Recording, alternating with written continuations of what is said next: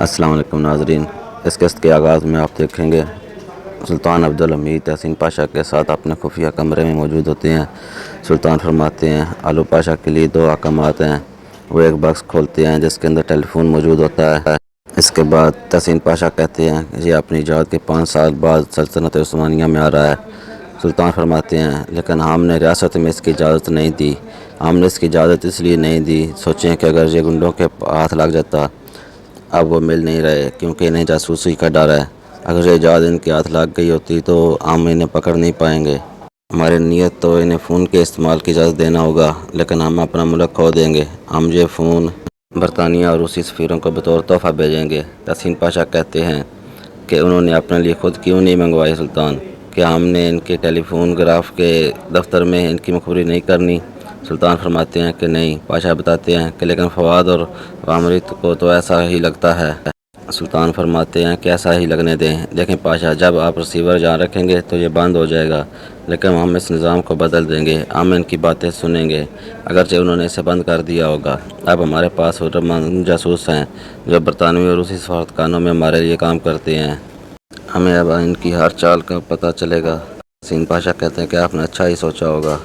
اس کے بعد سلطان فرماتے ہیں کہ 2 قابل اعتماد انجینئرز کو بلائیں جو ان ٹیلی فونوں کا نظام بدل دیں تاکہ ہم ان کی سب باتیں سن سکیں۔ دوسری طرف خلیل پاشا نکول کو کہتے ہیں تمہارے لیے ہم نے کئی مصیبتیں جھیلی ہیں، لیکن ہمیں وہ سب نہیں ملا جس کی ہمیں امید تھی۔ اگر ہم تمہیں جیل بھیج دیں تو یہ معاملہ ختم ہو جائے گا۔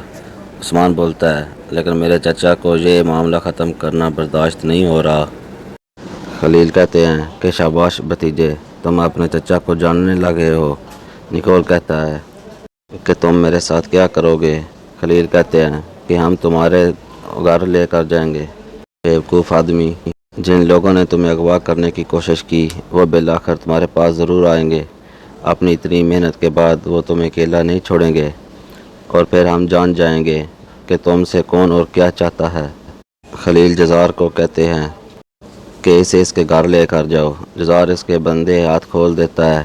ان کے جانے کے بعد عثمان کہتا ہے کہ چچا آپ پھر مجھ پر غصہ ہوں گے، لیکن آپ نے ابھی یہ سب کچھ خود ہی اس شخص کو بتا دیا ہے۔ یہ شخص ہمارے کسی کام کا نہیں ہے۔ خلیل کہتے ہیں کہ مجھ سے کسی بات کو راز رکھنا برداشت نہیں ہوتا۔ تتار کہتا ہے کہ جناب مجھے عثمان کی بات سے اتفاق کرنے سے پہلے کئی بار سوچنا پڑے گا، لیکن مجھے لگتا ہے کہ یہ بالکل ٹھیک کہہ رہا ہے۔ یہ احمق اب نہ تو باہر جائے گا اور نہ ہی کسی سے ملے گا۔ خلیل کہتے ہیں کہ اگر ایسا ہوا تو یہ پایہ تخت کا ایک اچھا شہری مل جائے گا۔ دوسری طرف تحسین پاشا نے قابل اعتماد انجینئر کو بلا رکھا ہوتا ہے۔ وہ کہتے ہیں کہ چلیں اس کے ان حصوں میں کچھ تبدیلیاں کرتے ہیں تاکہ ہم رابطے کو کاٹنے کے بعد بھی باتیں سن سکیں۔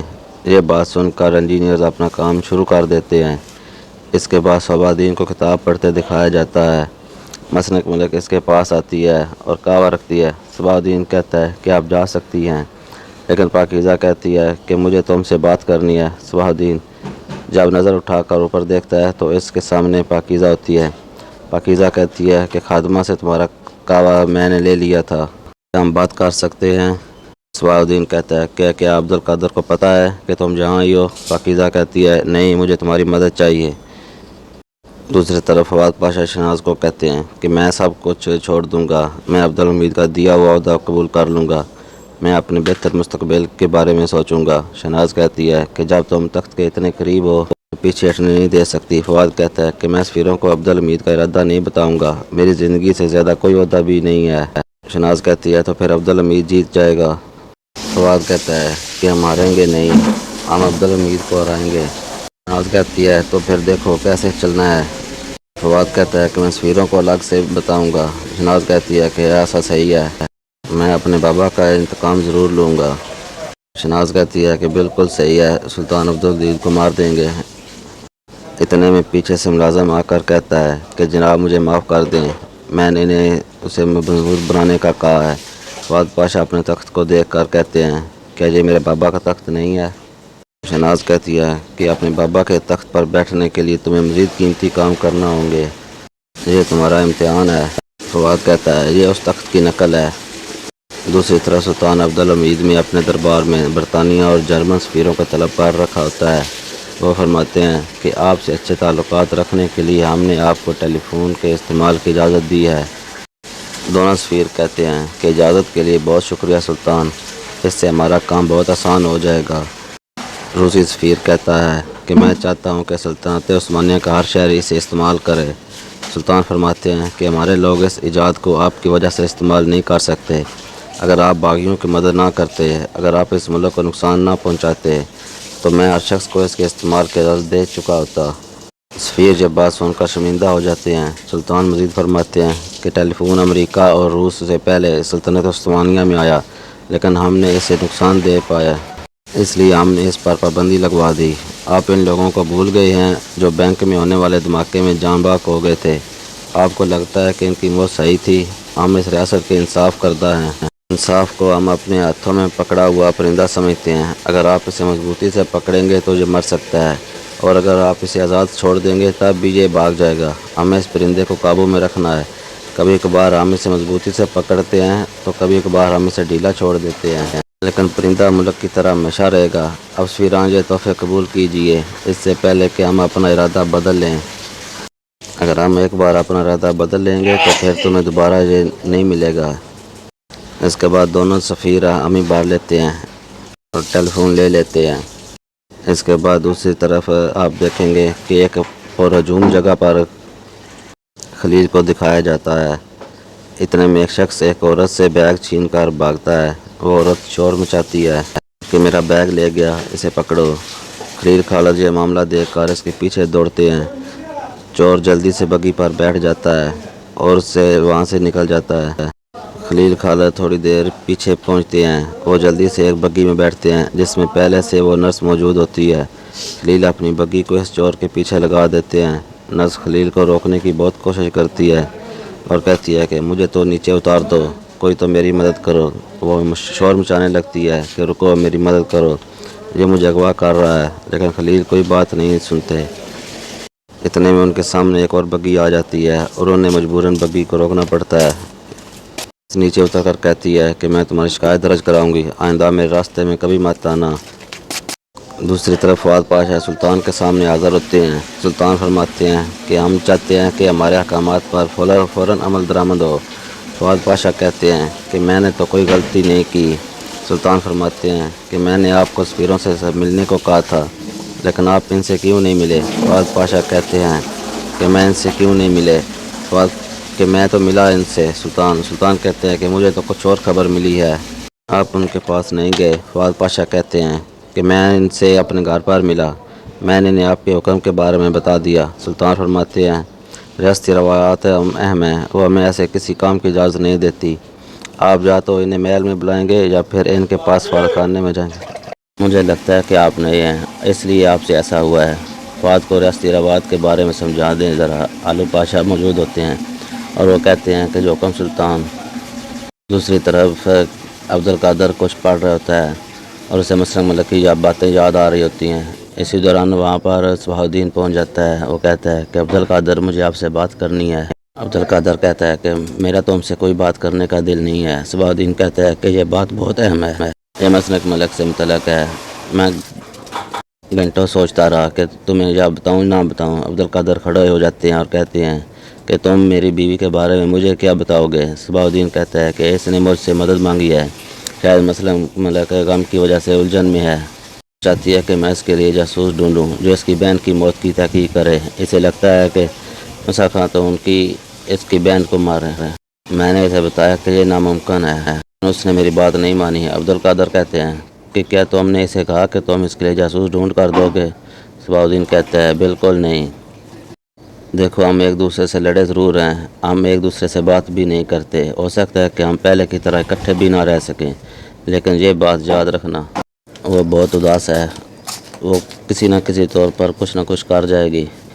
وہ کہتی ہے کہ مجھے ہر قیمت پر اپنی بہن کے قاتل کا پتہ ہونا چاہیے۔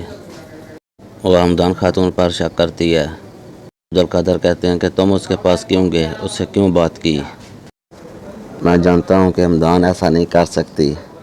صبح الدین کہتا ہے کہ وہ اسے ڈھونڈے گی، लेकिन अब्दुल कादर गुस्से में तमाम किताबों को टेबल पर जो पड़ी होती हैं उनको नीचे गिरा देते हैं। तो हमने ये बात किसी को बताई है कि इसके बाद दूसरी तरफ सुल्तान अब्दुल हमीद और मोहम्मद सलीम को एक साथ में महल की बालकोनी में दिखाया जाता है। मोहम्मद सलीम कहते हैं कि सुल्तान क्या आप ठीक हैं? सुल्तान फरमाते हैं कि सुल्तान क्या आप ठीक हैं? इतने मसाइल के बावजूद हम कैसे खुश रह सकते हैं बेटा? सलीम कहते हैं कि आपको खुश रखना हमारा फ़र्ज़ है। सुल्तान अगर आप बताना चाहें कि आप किस वजह से परेशान हैं तो मुझे बहुत खुशी होगी। सुल्तान फरमाते हैं तो सुनो बेटा, तुम सुनकर भी मेरे मसाइल की वजह से परेशान हो जाओगे, लेकिन मेरा मसला बहुत बड़ा है। ये राज मेरे दिल के अंदर दफन है, तुम इसे संभाल नहीं सकते बेटा। अब आप मुझे बताइए कि क्या कुछ कहा? मोहम्मद सलीम ने कहते हैं कि उन्होंने किसी से बात नहीं की सुल्तान, सारा वक्त मैं इनके साथ ही रहता था। अब वो अपने कमरे में सो रहे हैं और दरवाज़े पर एक मुहाफ़िज़ खड़ा है। सुल्तान फरमाते हैं कि ये कैसा वक्त आ गया है, अब हम किसी पर भी भरोसा नहीं कर सकते। नूह अलैहिस्सलाम ने हमें सिखाया कि सलाब की ज़रूरत में क्या करना चाहिए। इब्राहीम अलैहिस्सलाम ने सिखाया कि बुतों को कैसे तोड़ते हैं, लेकिन हमें पता नहीं कि इस सूरत हाल में क्या किया जाएगा। हमारे रहनुमा सिर्फ हज़रत मोहम्मद मुस्तफ़ा सल्लल्लाहु अलैहि वसल्लम हैं। सुभान अल्लाह। नाज़रीन, ऐसा नेक और सालेह सुल्तान मिला किसी कौम को। दूसरी तरफ माल के मरकज़ी दरवाज़े पर एक नकाब पोश आकर ऊपर से कूदता है। वह पलक झपकते ही दोनों मुहाफ़िज़ों को कत्ल कर देता है। अंदर सुल्तान कुरान पाक की तिलावत कर रहे होते हैं। नकाब पोश महल में तेज़ी से आगे बढ़ता है और मुहाफ़िज़ों को चुन चुन कर पटकता है। मुहाफ़िज़ ने खुद को पूरे तरीके से ढांप कर रखा होता है और वह मुहाफ़िज़ों को अजीब तरीके से मुँह टिकाने लगाता है। ऐसी फुर्ती और तेज़ी आज तक इस ड्रामे में नहीं दिखाई गई। नकाब पोश किसी चलावे की तरह जाता है, मुहाफ़िज़ों को बेहोश कर देता है। सुल्तान को अंदर से मामले का इल्म हो चुका होता है। इसके बाद वो नकाब पोश सीधा सुल्तान के कमरे में पहुंच जाता है। अंदर घुसते ही सुल्तान इसकी पेशानी पर पिस्तौल तान लेते हैं और उससे खुश आमदीद कहते हैं। नकाब पोश अपने चेहरे से नकाब हटाता है तो इसके अंदर खलील खालिद होते हैं। खलील खालिद कहते हैं कि मैं आपको भूल ही गया। सुल्तान फरमाते हैं कि हम हमेशा मोहतात रहते हैं। खलील खालिद कहते हैं कि अगर हमें आपने ये काम सौंपा ही है तो फिर मैंने सोचा कि पहले अपने माल को महफूज बनाया जाए। पहले दो आदमी अपनी तजर्बाकारी की वजह से काम से गए और जो मुहाफ़िज़ बाग में तैनात किए गए वो गलत जगहों पर तैनात थे। इनकी जगह बदलनी होगी। सुल्तान माल में एक ऐसा सिपाही सो रहा था, दूसरा अपनी जगह पर ही नहीं था। सिर्फ और सिर्फ सुल्तान आप जाग रहे थे। सुल्तान खालिद खलील को कहते हैं कि आपकी महारत को भी तो शुमार करना चाहिए। खलील खालिद कहते हैं कुछ और लोग भी हैं जो मुझ जैसी महारत रखते हैं। बदकिस्मती से महल की हिफाजत में अब भी खामियां हैं। सुल्तान कहते हैं कि इन खामियों को बारे में एक रिपोर्ट तैयार करवाएं, अगर ज़रूरत हुई तो सिपाहियों की तरबियत भी दें। आप जहाँ आ ही गए हैं तो चलें, मिलकर इबादत करते हैं। सुल्तान अब्दुल हमीद की हर अदा निराली है। खलील खालिद के इस अंदाज के बारे में आप क्या कहेंगे? कमेंट सेक्शन में लाज़मी बताइएगा नाज़रीन। इसके बाद वो अंदर चले जाते हैं इबादत करने के लिए। दूसरी तरफ उस्मान के पास साहबात पहुँचते हैं। वह अखबार उस्मान को देते हैं। उस्मान पढ़ता है कि महल में अब्दुल कादर की बीवी मसनद मलक अपनी बहन के कातिल को पकड़ने के लिए जासूस तलाश कर रही है। मसनद मलक को लगता है कि इनकी बहन की कातिल मोहम्मद सलीम की बीवी हमदान है। सरदार साहब कहते हैं कि अखबार अभी अभी तकसीम होने लगा है, चलो इन्हें इकट्ठा करते हैं। दोनों तेज़ी से निकल जाते हैं। इसके बाद महमूद पाशा को उजरत में महल के बाग में दिखाया जाता है। महमूद पाशा देखते हैं कि वामरे फूलों का मुआयना कर रहे हैं। महमूद वामरे के पास जाते हैं और कहते हैं कि लगता है कि आप बनफशा और मौसम से लुत्फ़ अंदोज़ हो रहे हैं। वामरे कहता है कि कितना खूबसूरत बाग है। महमूद पाशा कहते हैं कि ख़राब करना नहीं चाहिए, आपका मूड ख़राब है। मुझे लगता है कि आपको बताना होगा कि आप जानते हैं मैंने कुछ पढ़ा है, लेकिन पता नहीं कि ये बात सच है या नहीं। सुल्तान ने अपने बातमार शख्स को एक इंतहाई अहम काम सौंपा है, लेकिन यह काबिल एतमाद आप अपने काम से नाकाम हो गया है। वामरे कहता है कि पता नहीं वो कौन है, क्या आप जानते हैं? महमूद पाशा कहता है कि हाँ मैं जानता हूँ, लेकिन मैं आपको कैसे बताऊँ उसका नाम।